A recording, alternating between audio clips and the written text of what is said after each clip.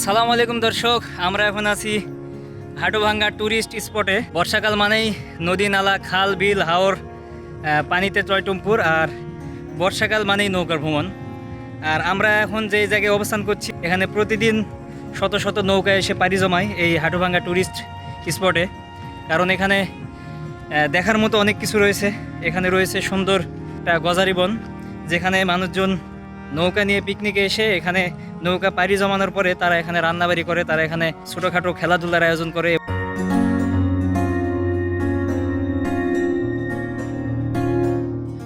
ঢাকা, গাজীপুর এবং টাঙ্গাইল থেকে অনেক মানুষ এই জায়গায় নৌকা ভ্রমণে আসেন, কারণ এই জায়গাটি খুবই শান্ত এবং নিরিবিলি।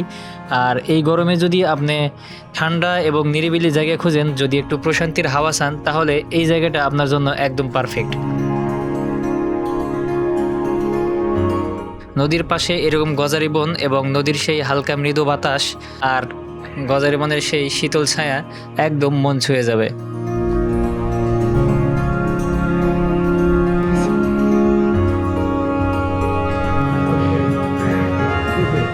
নদীর পাশেই সুন্দর একটা ছাউনি।